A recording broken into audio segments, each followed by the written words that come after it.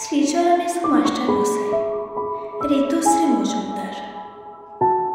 শ্রীচরণেশু মাস্টারমশাই, কেমন আছেন আপনি? কেমন আছেন আপনারা? মোটা ফ্রেমের চশমার আড়ালে থাকা ওই চোখ দুটো ভালো আছে তো?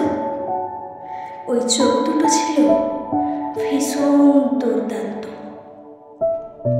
যার সামনে আমাদের সমস্ত লুকোছাপা ধরা পড়ে যেত অনায়াসে। আপনার হাতে থাকা লাঠিটা ভালো আছে মাস্টারমশাই, নাকি হারিয়ে যাচ্ছে ক্রমশ?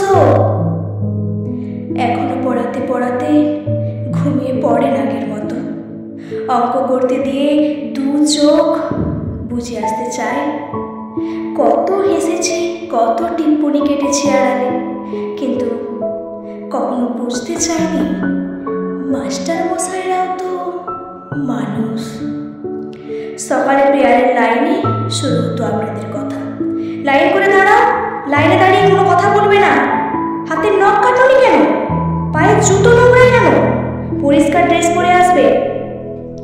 তারপর বাংলা, ইতিহাস, অঙ্ক, ভূগোল, পড়া পড়া আর পড়া। পড়াতে পড়াতে কখনো কেসে নিচ্ছেন, কখনো বা ভাবছেন চুপ করে থাকা, পিছিয়ে থাকা কিংবা পিছিয়ে পড়া ছাত্রগুলোর কথা। সস্নেহে পিঠে রেখেছেন হাত। পড়াশোনার মতো বন্ধু হয় না রে, এ বন্ধু ছেড়ে যায় না কখনো। যেবার ধর্ম ধর্ম বলে বন্ধ হলো দোকান, রাস্তায় নামলো পুলিশ, তখন আপনি বলেছিলেন, ওরে বেটা, আগে মানুষ হয়ে দেখা।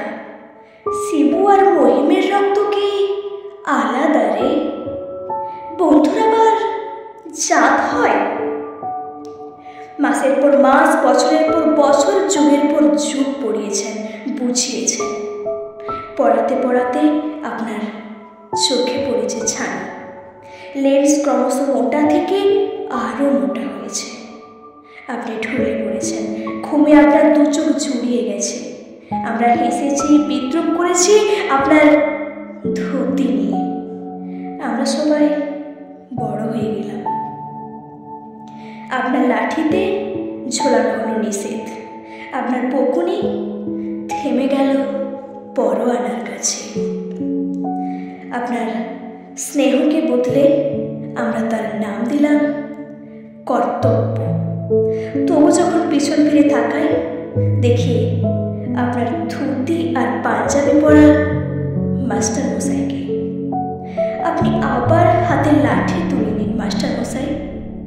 আমাদের পরবর্তী প্রজন্মকে প্রথমে যে মানুষ বানাতে হবে।